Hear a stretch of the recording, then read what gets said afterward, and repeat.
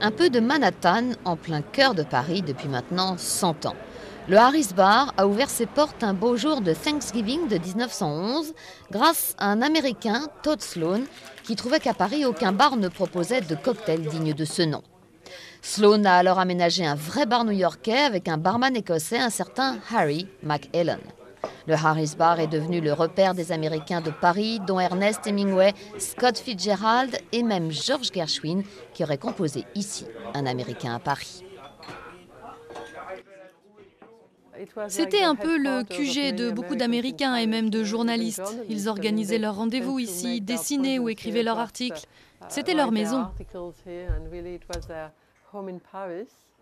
Aujourd'hui, les Américains expatriés ou touristes restent des clients privilégiés, rien que pour venir boire le fameux Bloody Mary, inventé ici en 1921. Et voici, je vous en prie.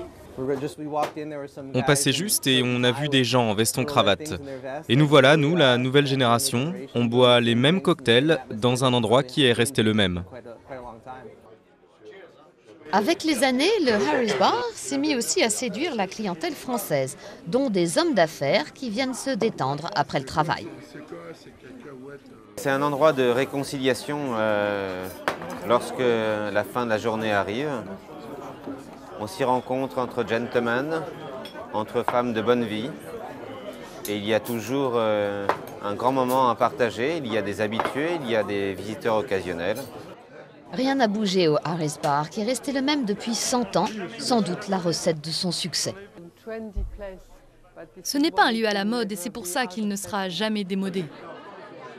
Et il devrait encore être là pendant au moins les 100 prochaines années.